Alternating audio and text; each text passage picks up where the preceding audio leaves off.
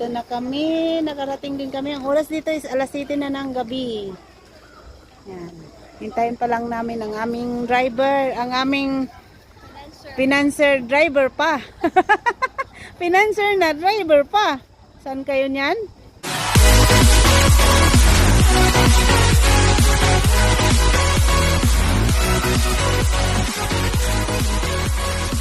Dito na kami sa Kanawa Cold Spring. Welcome to Kanawa Cold Spring.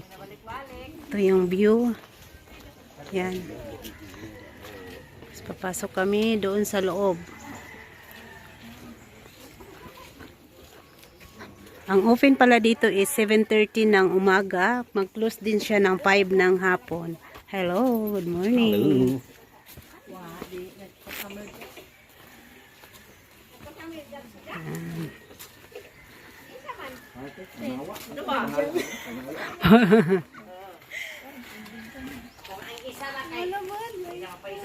Yan, ito po ang Kanawa Cold Spring.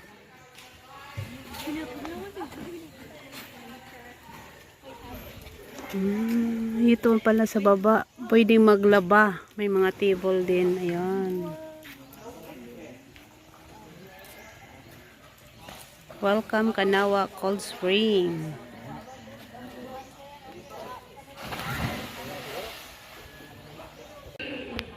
Baba tayo. Baba tayo. Kanawa Cold Spring.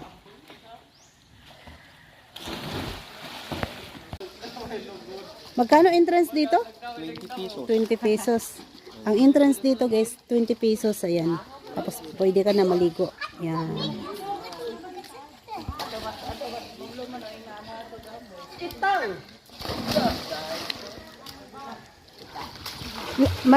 Laom po na day, laom. Laom na siya. Laom.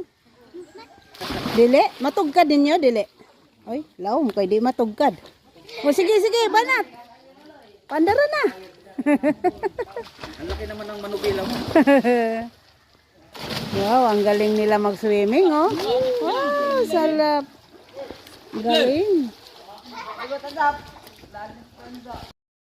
Hi guys, pagkatapos pala namin pumasyal dun sa Kanawa Cold Spring, dumiretso kami sa Anda de Boracay at saglit lang din kami doon, kumuha lang kaming konting picture at video at nagbiyahe na kami papuntang Carmen dahil papunta kami ng Chocolate Hills at madadaanan namin dito yung mga nagtitinda ng prutas sa tabi ng kalsada kaya po nag-stop over kami para bumili kami ng prutas para sa biyahe namin kakainin namin. At ito na nga guys ang mga tindahan ng prutas dito sa Carmen. Sa tabi lang to ng kalsada at nag-stop nga kami para bumili ng prutas para may makain kami sa biyahe. Bili is pakwan, saging, mangga at saka dragon fruit. Dragon fruit. Sila tito mo. Nakita ka na ba ni Bandam personal yung sa dulo yung nakasalamin? Ang damis indan. Ang damis. Damis. Tamis? Sila as likod. Hey guys, ayan, umulan na dito sa Chocolate Hills. Masarap sana ikot-ikot kaso lang talagang lumalakas ang ulan at mahangin. Kapag kahit sa kaba, kaso lang. Ano na, baba na tayo. Lakas sa ulan. Tara, te! Pagkatapos pala namin sa Chocolate Hills, dumiretso na kami agad dito sa Man-Made Forest dahil medyo madilim na guys. Dahil dumating kami dito sa Man-Made Forest is 6 na ng hapon. Kaya makita nyo dito sa video, medyo madilim na lang talaga. Pero marami pa rin nag-i-stop dito kahit medyo madilim na. At ito na nga ayun, binidyon ko muna konti ang view sa mga puno at medyo maliwanag pa naman ang kalangitan konti kahit alas 6 na ng gabi. At tapos namin nagpicturean dito, dumiretso na kami sa Sikatuna Merrill of the World at doon kami mamasyal na magpipinsan bago kami umuwi sa aming lugar. Dito naman kami sa Sikatuna Merrill of the World. Nagabihan na kay ikot. First time ko makapunta dito guys ng gabi dahil halos tuwing pumunta ko dito is araw. Kaya ito ang unang punta ko dito na gabi. Maganda daw dito pag gabi dahil yung mga ilaw, makikita mo yung iba-ibang klaseng ilaw dito sa Sikatuna. Yan guys, dito na kami. First time makarating ng gabi dito. Yan. Picture tayo doon no, sa may mirror of the world. Ito. Wapo gani. Hi. Hi, vlog. Anong pangalan mo, sir? Wala kang pangalan? Pwede ba yon? Yan guys.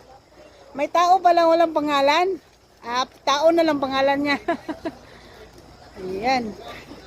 Dito na kami. Nakarating din kami. Ang oras dito is alas 7 na ng gabi. Yan. Hintayin pa lang namin ang aming driver. Ang aming financer driver pa. Financer na driver pa. Saan kayo niyan? Yan guys, papasok na kami sa loob. Gusto mo picture pa dyan sa may kartura? Hindi na. Yan.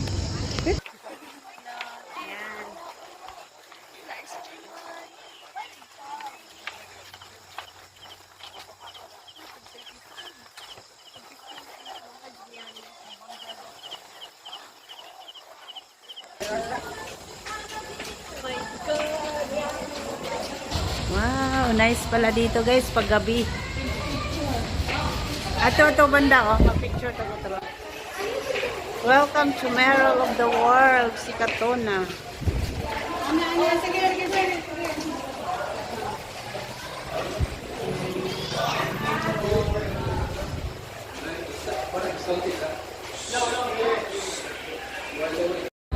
Pila tayo, pila.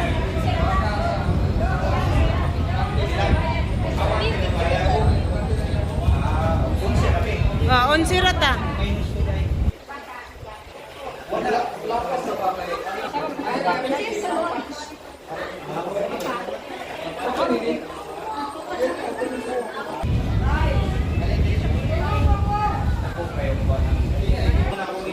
Tanan pagpangkon.